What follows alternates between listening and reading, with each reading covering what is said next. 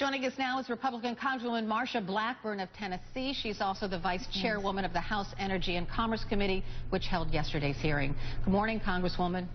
Good morning, Carol. Thank you. Thanks so much for joining me.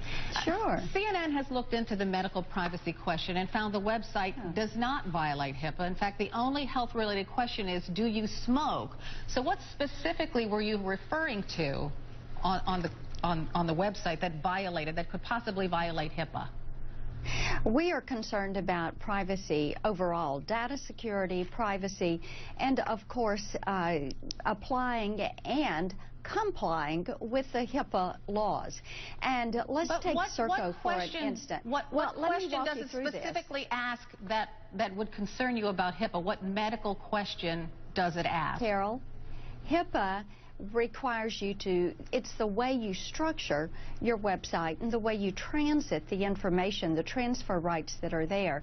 And when you look at privacy on these websites, what you have to do is keep all of the application information in one server, and then you have to, whether it is a physical server or a cloud server, and then you also have to make certain that you have the patient data information in another. You have to be certain that any of the information concerning disease or condition or pertinent to the individual is separate. All of our hospitals, all of our physicians, and our insurance disease companies or health condition. The only health-related question asked is, do you smoke? HIPAA has to do with medical records, right? But you're not asked to provide any medical records or medical information. It also has to do with the way you transit all of this information, and what we want to do is to make certain that each of these agencies, it is important enough that each of the contractors said they had been through some HIPAA training. What we wanted to do in the interest of privacy of our constituents is make certain as they build this data hub that will contain your medical as well as your financial information, and as this is shared with the different agencies, with the insurance companies that are going to be a part of HealthCare.gov. Specifically, what medical information does the website ask for, and specifically what private information that the government doesn't already have does the website ask for? What we want to make certain is the individual has a right to privacy.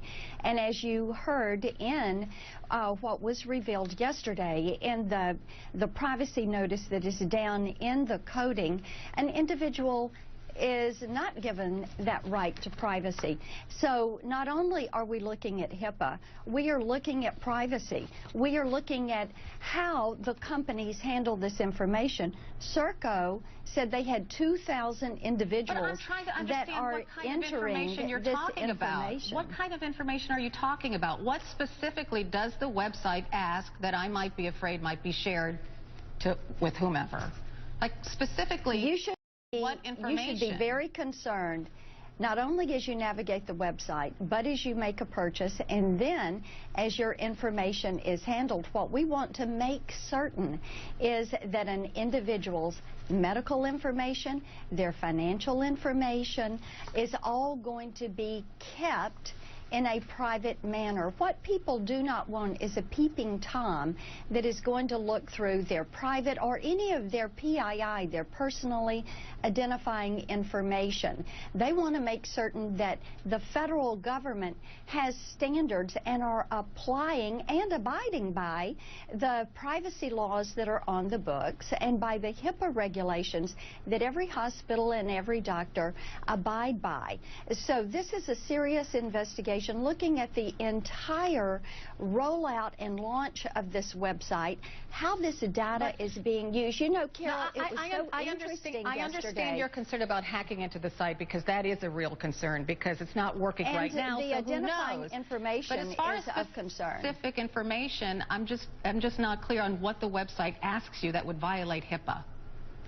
As individuals navigate the website, as they work through finding a product, as they make a purchase, as they have their information that is going to it's going to be data mined, if you will. What you have to make certain is that information is separated from patients and individuals, and that it is going to be anonymized, and that individuals have an expectation and a right of privacy that the federal government is going to abide by that. Now, when you have a company that is utilizing as many as 80 or 100 different servers, whether they're physical or they're cloud servers, you have to make certain that the encryption is there, that individuals who are setting up accounts have set passwords, that those passwords are being changed within every 90 days. All of this is HIPAA healthcare compliance, and it is the customer's expectation of that privacy.